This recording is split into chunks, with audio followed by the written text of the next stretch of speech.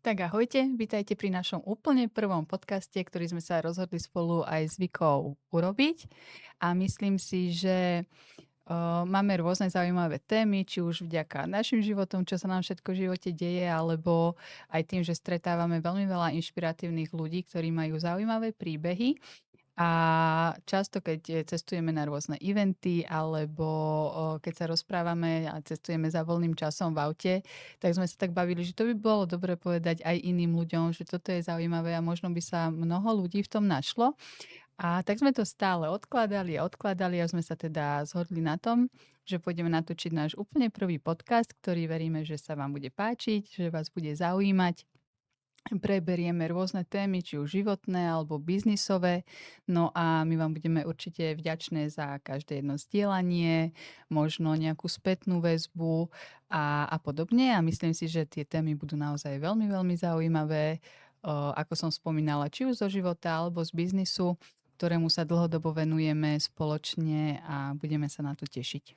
Tak ako Mirka povedala, tento podcast bude taký bez cenzúry, bez filtra, bude to o našich životoch, ale aj o životoch a príhodách druhých ľudí, ktorí majú podľa mňa veľmi zaujímavé príbehy a vedia, čo to odovzdať ľuďom. A tým, že tu budeme mať viacero tém, tak sa budeme určite venovať témam ako financie, možno nejaké vzťahy, možno nejaký osobný rozvoj, biznis a také tie bežné veci, s čím sa úplne každý stretávame. Aby sme sa vám teda na začiatok predstavili, lebo nie každý nás samozrejme pozná, a ak by sa vám to zapáčilo, aby ste vedeli, kto sa k vám prihovára. Takže my s Vikou spolupracujeme. Tvoríme si taký online biznis, o ktorom určite ešte v týchto témach budeme rozprávať. Ale sme aj sestry. Ja som o 12 rokov staršia. Ja sa volám teda Mirka, tu vedľa mňa sedí Vika. A máme ešte ďalšie dve sestry, čiže od malička sme vyrastali všetky 4 spolu. Máme veľmi pekné, myslím si, že silné rodinné vzťahy. A aby to bolo už také kompletné, tak naši rodičia predtým, než sa dali dokopy, tak každý mali svoj vzťah. A celkovo je nás 6 sestier, takže máme to naozaj dosť také pestré, čo sa týka aj tých tém a podobne. V živote sa naozaj dejú úplne rôzne veci a ten život píše rôzne príbehy. Ja som sa stala veľmi mladou maminkou, mám už teraz krásneho 18-ročného syna. Potom s partnerom stávala dom, vzťah nám nevyšiel ako mnohým mladým ľuďom a v podstate vtedy sa začal taký ten kolotoč nedostatku, finančné problémy. Nevedela som sa proste odraziť z nejakého dna. Do toho mi diagnostikovali roztrúsenú sklerózu multiplex. Som síce mala biznis, venovala som sa produktovému biznisu, výžive, poradenstvu v oblasti výživy a zdravia, kde som sa, myslím si, že úplne našla. A dovolím si povedať, že aj tú moju chorobu, ktorú už mám 9 rokov, myslím, tak som znášala o mnoho lepšie vďaka tomu mindsetu, ktorý mi ľudia práve v tejto spoločnosti dali, ktorému ma naučili a som im za to dodnes vďačná, aj keď som proste ten biznis milovala. V určitých okamihoch sa mi aj veľmi darilo, ale potom prišiel koronavírus a určite mnohým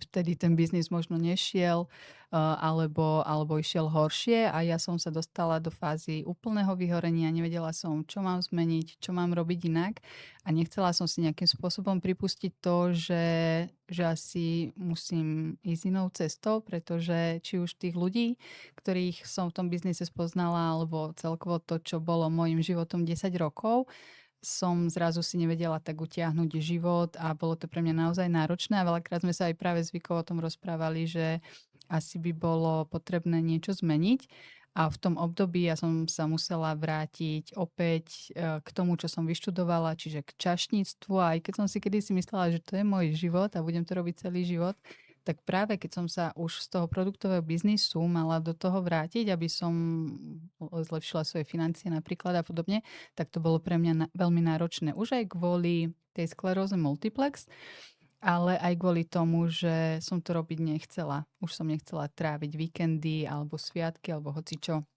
v práci. Takže bolo to pre mňa veľmi náročné obdobie a Vika vám určite povie, že my sme už začali spolupracovať skôr, ale práve tu sme sa ocitli na takej úplne spoločnej ceste, kde sme si povedali, že tak ideme to vybudovať teraz spoločne, ale kým k tomu prídeme, tak vám určite povie Vika niečo o sebe. Tak ahojte, ja som Vika, mám 23 rokov a tým, že sme spolu sestry, tak veľa vecí zdieľame úplne že spoločne a o veľa ktorých veciach máme ako keby takú rovnakú cestu alebo vo veľa ktorých veciach máme rovnakú cestu. Ale tak niečo teda o mne. Ja som vlastne už na základnej škole bola tak vyčleňovaná z kolektívu, pretože som mala dysgrafiu a dyslexiu. A práve to bol podľa mňa jeden z dôvodov, prečo vlastne ma nejakým spôsobom ľudia, alebo teda moji rovesníci od seba odháňali a možno som nezapadala úplne. A práve tým, že som sa snažila vždy zapadnúť do toho kolektívu, tak som veľakrát robila veci, ktoré neboli úplne ako keby OK s tým, čomu ja chcem proste sa venovať, akou cestou proste ja chcem ísť a dospelo to až do takého štádia, že vlastne som si myslela, že keď skončím základnú školu a pôjdem na strednú školu, takže sa to zmení a že stredná škola bude takéto moje obdobie, na ktoré budem s radosťou spomínať, ale opak sa stal pravdou.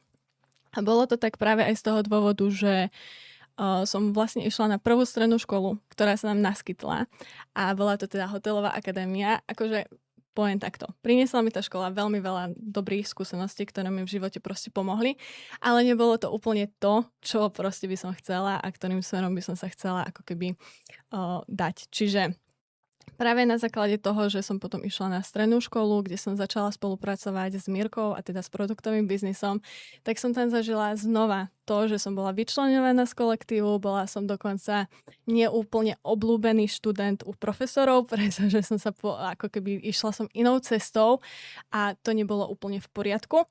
A dospelo to vlastne až do takého štádia, že môj záverečný ročník na tejto škole som odchádzala počas praktickej maturity domov s plačom, s tým, že prišiel po mňa ocino, kedy som povedala, že proste ja do tej školy už nejdem.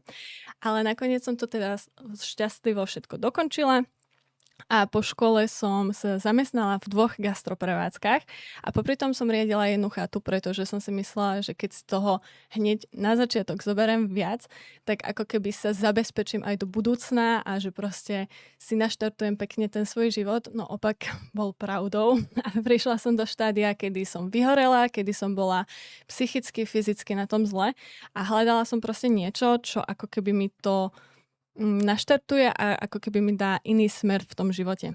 A práve vtedy sme sa spolu s Mírkou nečakaným spôsobom dostali proste do toho, že sme spolu začali spolupracovať, pretože Mírka mala skúsenosti už predtým s niečím podobným a nakoniec sme sa rozhodli, že teda pôjdeme do toho spolu a vytvorili sme si tým pod značkou Victory Team, ktorý vôbec nie je ako keby odvodený od môjho mena, ale je to skôr od toho víťazstva, od toho, že sa snažíme tým ľuďom tam dávať taký ten balans celkovo v živote a celkový mindset, úspech a proste pracujeme na sebe a tento tým má za sebou viac ako 70 ľudí, ktorí k nemu prispievajú a ktorí prispeli k tomu, aby bol tým, čím je práve dnes. Tak to by bolo asi tak v skratke o nás. Myslím si, že dopodrobná, alebo aspoň určité témy, ktoré sú možno ako nezapadanie, alebo zrovna tá skleróza multiplex, alebo žitie v nedostatku a podobne budeme určite preberať dopodrobná aj v tých najbližších podcastoch, keďže sa ich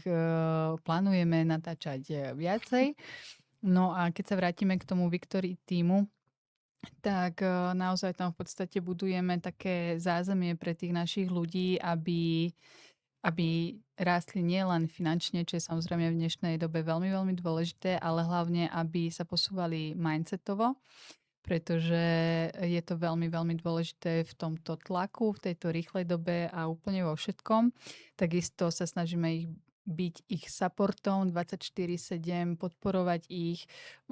Chceme, aby sa o nás cítili prijatí, aby mali proste také zázemie, aby sa na nás vedeli obrátiť, či sa im darí alebo nedarí. A to aj hlavne v biznise, o ktorom vám budeme časom určite rozprávať. A je naozaj super, že práve z tých ľudí, ktorí k nám prídu ako zákazníci, sa časom stávajú naši priatelia. A teda my máme veľmi dobrú základňu v našej rodine, pretože naši rodičia nás vždy vychovávali v tom, že tá rodina je ten najväčší maják a naozaj si tie vzťahy pestujeme a veľmi sa tešíme, že sa nám to darí aj vlastne s našimi zákazníkmi z nášho tímu, pretože myslím si, že byť k sebe korektní, mať medzi sebou vzájomnú úctu a rešpekt a vedieť sa na seba obrátiť je veľmi dôležité a ja sa teším, že práve zvykov sme sa takto rozhodli, že to takto budeme budovať. Aj keď to teda nie je vždy jednoduché a niekedy aj my sme zlostné, pretože nás niekedy ľudia nepočúvajú, nedodržiavajú pravidlá, ktoré sú práve v tomto biznise, ktorý robíme my, veľmi dôležité, ale vždy na konci dňa sme za nich veľmi vďačné. A celý ten Victory tým, ako sme povedali, je hlavne komunita ľudí, ktorí áno, chcú aj v živote niečo dokázať, chcú sa niekam posunúť, ale hlavne sa im snažíme ukázať, že ten balans v tom živote, v tom, že aj byť šťastný, aj si užívať rodinu a zároveň vedieť zarobiť krásne peniaze, je veľmi, veľmi dôležitý. Takže toto sa snažíme v tom našom Victory Team. Chcela by si k tomu ešte niečo dodať? Asi ani nie. Len o tom, že to fakt nie je nejaký tým, alebo celkovo tieto naše životy nie sú niečo, čo je úplne ako keby špičkové alebo dokonalé, že máme proste všetko úplne nalinajkované a úplne, že v tom najlepšom stave, pretože aj my na sebe stále pracujeme a veľa veci, ktoré tu budeme aj naďalej s vami rozoberať, budú napríklad veci, ktoré sa snažíme spracovať aj my, ktorými sa snažíme si prejsť aj my a ktoré nás posúvajú každým jedným krokom k tomu lepšiemu ja. Áno, určite súhlasím, takže toto by bolo asi z tejto prvej časti všetko. My vám veľmi pekne ďakujeme za pozornosť tejto možno takej skrátenej prvej časti o nás, ale chceli sme, aby ste sa o nás niečo dozvedeli. Ja som síce už jeden podcast nahrávať bola, pamätáš si to? Pamätám to som si bola to. zrovna ako host, ale veľmi sa mi to páčilo a ja sa veľmi teším, že sme sa do toho odhodlali, aj keď dnešný deň bol Hektický. dosť taký náročný a mysleli sme si, že sa k tomu ani nedostaneme, ale o tom si určite môžete potom pozrieť buď už naše story a podobne, ale budeme vám vďačné za každé jedno prezdielanie, podporu, feedback. Ako som spomínala, budeme pripravovať pre vás rôzne ďalšie témy a budeme vám samozrejme vďačné, keď budete sledovať aj naše Instagramové profily, ktoré budete mať určite uvedené tu vo videu. Zatiaľ všetko a ďakujeme. Ďakujeme.